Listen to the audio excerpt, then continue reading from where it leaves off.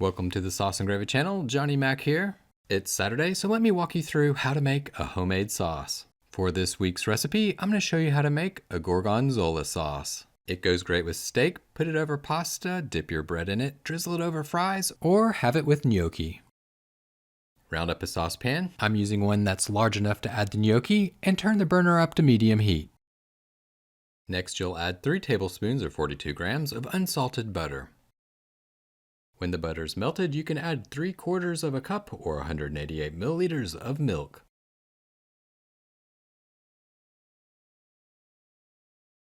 To this, you'll add 4 ounces or 113 grams of Gorgonzola cheese. Let the cheese sit out at room temperature for at least an hour, and you'll also want to dice it up before adding it to the sauce.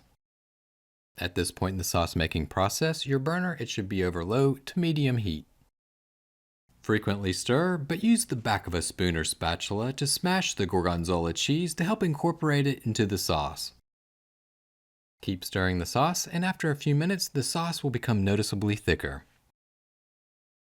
So now the cheese is nearly fully incorporated in the sauce. Whenever you stir, you see trails, and whenever you dip the spoon into the sauce, it coats the back of the spoon.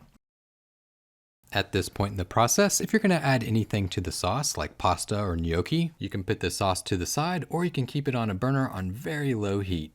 And you can start making the pasta or gnocchi. If you're not adding anything to the sauce, you can skip the next step. Put the sauce to the side and bring 1 large pot of water to a boil.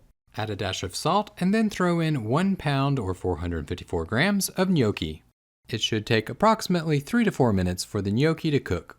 When there's a minute of cook time left for the gnocchi or pasta, whichever you choose to cook, bring the sauce back to the burner, put it over medium heat. Round up half of a cup or 125 milliliters of cream and pour it in. Give it a quick mix and bring it to a simmer. Once it starts to simmer, reduce it down for a minute or so and it should become noticeably thick. Remember those meals that made you feel at home?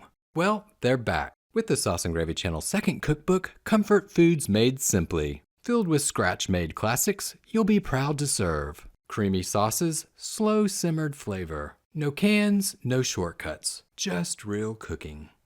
Step-by-step recipes, real ingredients, and QR codes to transport you to free video tutorials to help guide you. Cook with confidence, share with love. These are the meals they'll never forget.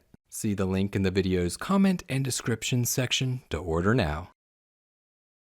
Perfect timing, so now the sauce is thick. The gnocchi, they're beginning to float, so they're done. Now it's time to add them to the sauce. At this point in the sauce making process, you'll want to turn your burner down to low heat. Give it all a good mix. Once the gnocchi are well mixed into the sauce, you can begin adding the Parmesan cheese, 1/3 of a cup or roughly about 33 grams.